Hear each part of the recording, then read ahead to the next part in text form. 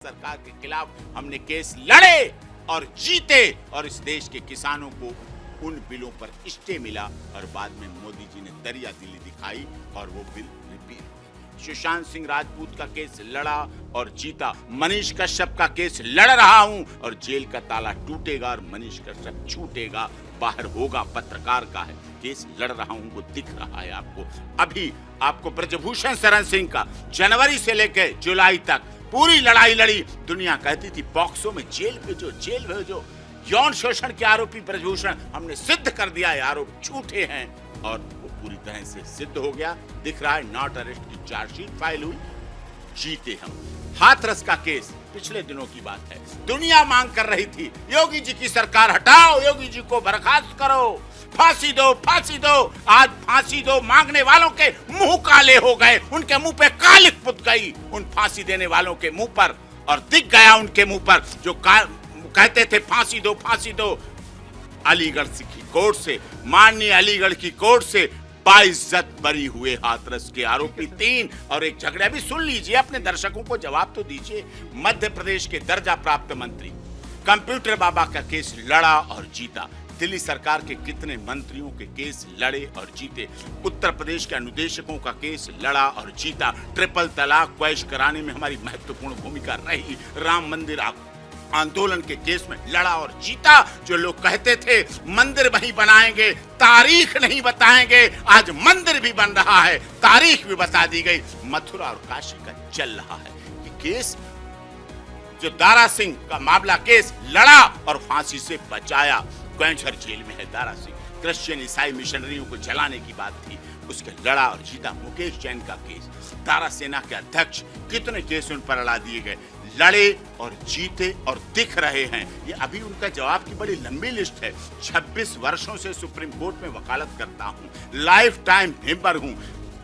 वकालत को मैंने त्याग और तपस्या की तरह माना है। कोई हिम्मत नहीं कर सकता, हौसला नहीं कर सकता जो केस लड़ने की। वो डॉक्टर एपी सिंह हिम्मत करता नहीं, लड़ता नहीं, जीतता है। लड़ाई हम लड़ रहे हैं, जारी है लड़ाई हमारी, ऐसे नहीं निपट जाएगी। ठीक है, आपने जो भी आपकी उपलब्धियां हैं उन सबका देश सम्मान करता है, लेकिन सवाल यहाँ मौजूद यही हो जाता है कि क्या सीमा हैदर, सीमा मीणा, सचिन मीणा बॉर्डर से क्रॉस जब करके आई तो क्या लीगली आई?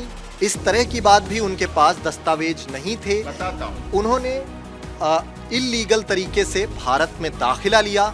इसको लेकर जब आप उनकी वकालत करने लगते हैं तब इस तरह के सवाल मौजूद हो जाते हैं। नहीं, क्या होता है हमारे देश के लोगों में, उंगली उठाना बड़ा आसान है, अपनी 3 उंगलियां देखते नहीं। इस देश में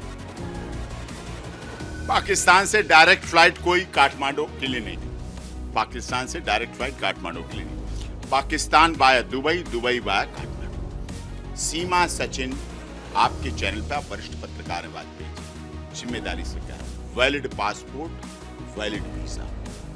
पाकिस्तान से दुबई आई, दुबई से वैलिड पासपोर्ट, वैलिड वीजा लेकर काठमांडू आई।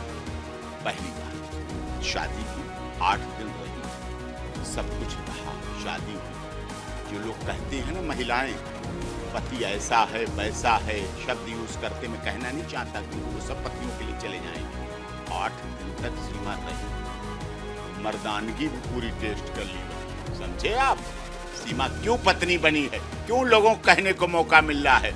मर्द की मर्दानगी देखी जाती है, वो देखी। उसके बाद और दूसरी मर्दानगी देखी, बिस्तर की नहीं, दिल की मर्दानगी। जब सीमा ने कहा चलें यहीं से ऐसे, तो उसने कहा नहीं, बच्चों को भी लेके आओ। बिना बच्चों की माँ नहीं, माँ के बिना बच्चे नहीं। सीमा ने और सोचा, मेरा पति बिस्तर का मर्द नहीं है, मेरा पति दिल का भी मर्द है, दिल का भी अमीर है, दिल का भी राजा है। और वो सीमा वैलिड पासपोर्ट वीजा के साथ 4 बच्चों का वैलिड पासपोर्ट, वैलिड वीजा, सुन लीजिए मिस्टर रिपोर्टर। और वहां से दुबई आई, दुबई से काठमांडू आई, और काठमांडू वो धर्मपत्नी बन चुकी थी, सनातन धर्म ग्रहण कर चुकी थी, 2 साल से करवा चौथ और होली दिवाली मना चुकी थी। पाकिस्तान के लिए वो काफिर हो चुकी थी। अपने बच्चों के साथ अपना मकान बेचकर, सारा सामान लेकर, पुराना पासपोर्ट, नए पासपोर्ट, सब visa, ID card, ration card, election card, सब कुछ लेकर, टूटा फोन, नया फोन, सब कुछ लेकर काठमांडू से भारत आई। कोई वीजा नहीं लगता है काठमांडू से भारत के लिए। अच्छा, कोई वीजा पासपोर्ट नहीं लगता है।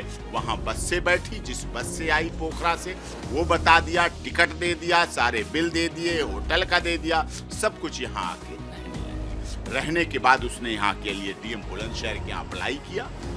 अप्लाई के दौरान एफआईआर दर्ज हुई, हमें कोई आपत्ति नहीं। जांच हुई, एफआईआर हुई, पुलिस कस्टडी हुई, जुडिशियल कस्टडी हुई, बेल, जेल गई, जेल के बाद बेल हुई, बेल की कंडीशन मान रही है, बेल की कंडीशन पूरी कर रही है और उसके आधार पर यहाँ रह रही है। जो ऑर्डर हुआ उसके आधार पर रह रही है। ठीक है सर, लेकिन आपने अभी मर्दानगी की बात कर दी, ऑन रिकॉर्ड ये बयान जाएगा जाने तो लोग इस देश सर, में, सर, इस सवाल, देश सवाल, में सवाल। सुनिए सवाल का जवाब। सवाल इस मेरा- देश में मर्दाना ताकत की दवा सब जगह दुनिया में मिलती है। मेरा ये- हर दीवाल पर, आपके चैनल जहां है उसकी दीवार पर भी लिखा होगा मर्दाना ताकत की दवा हमारे यहाँ मौलाना बात के है, ठीक पास, डॉक्टर के पास लीजिए। लेकिन सवाल मेरा ये था कि आप गुलाम हैदर की मर्दानगी पर सवाल उठा रहे हैं। नहीं, नैरेटिव मैं उन लोगों की बात कर रहा हूं जो शब्द बोलते हैं झिंगुर, पप्पू, लप्पू।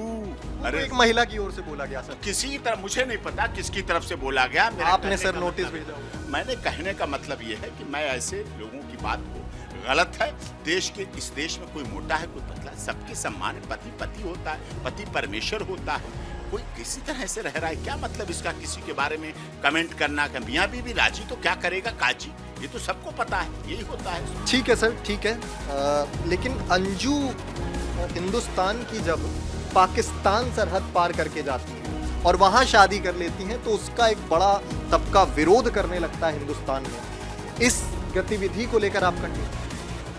ये देखिए, पाकिस्तान की तारीफ भी करनी चाहिए।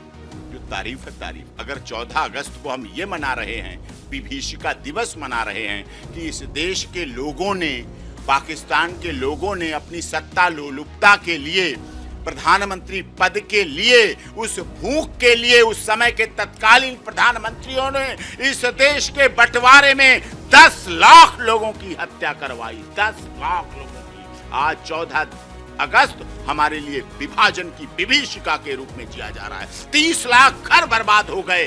जब ये सब हुआ, 2 ही दिन में बता रहा हूं, 2 टूक में बता रहा हूं। 2 दिन में अंजू को वीजा मिल गया, सीमा को 1 साल में ही वीजा नहीं मिला।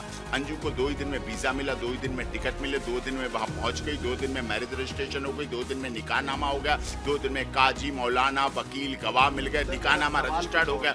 यही है 2 दिन में क्या क्या हो गया अंजू के साथ। सवाल मेरा सर ये है कि अंजू का वहां जाना, क्या आप उसका समर्थन करते हैं? 2 टूक बताएं। हम उनके प्यार के सरहद तरीके पार। को समर्थन करते हैं। अगर वो प्यार में गई है तो उसका 100% समर्थन। अगर वो धोखे में फंसाई गई, उलझाई गई, जैसा वो अब कह रही है, जैसा वो बता रही है, जैसा 2 ही दिन में उनका निकाहनामा, रजिस्ट्रेशन, शादी, सुहाग रात, हनीमून, ड्रोन कैमरों से शूटिंग, आइसोलेटेड पहाड़ों पर, हिल स्टेशन पर शूटिंग, सारी फोटोग्राफ, सारी वीडियो जो पर्दा नशीन बुरके में थी, जो रेशमी मलमल का बुरका उनका 2 दिन में ही सिला गया, वो 2 ही दिन के अंदर एक डाइनिंग हॉल में बैठी हैं होटल में 9 लोगों, मर्दों के साथ बेपर्दा होके। ये सब चीजें क्या दिखाती? 2 ही दिन में 40 लाख का तोहफा, नौकरी, 1 करोड़ के तोहफे, 40 लाख का फ्लैट, नौकरी, उम्रा पे जाने का ऑफर। ये चीज क्या बताती है? अब वो तो अंजू बताएंगी, हम क्या बताएं उसमें क्या कह रहे हैं क्या नहीं। प्रायोजित साजिश उन्होंने, शुरू हुई है। मुझे लग रहा है उन्होंने ना तो स्पाई माना भारत की, ना जासूस माना, ना कुछ ऐसा माना। उन्होंने तो कुछ माना नहीं, उन्होंने तो सीधे उसे स्वीकार कर लिया। ना उन्हें 14 अगस्त का डर, जांच तक नहीं हुई। जांच तक नहीं हुई, जांच तक नहीं की। अब वो इस्लाम धर्म को बढ़ाने में इतना अग्रसर हैं, इतना प्यार से इस्लाम धर्म को बढ़ाते हैं, तो अच्छी बात है। परिवर्तन आड़े आ रहा है, हो सकता है, लेकिन भारत सर्वे भवन्तु सुखना सर्वे सन्तु निरामया चलता है।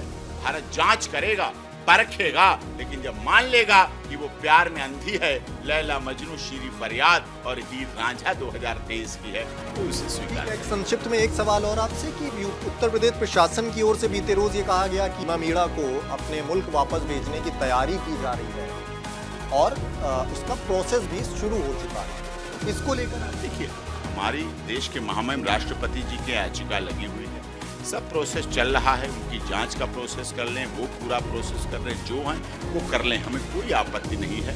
लेकिन एक बात सीमा ने भी बता दी, कल भी बता दी, हर बार बता देती है, आपके चैनल पर भी बताई होगी, आपको बताई होगी कि सीमा की डोली आई है, जो कि हमारी संस्कृति, हमारी सभ्यता, हमारे रीति रिवाज, हमारी सनातन पद्धति के अनुसार आती है।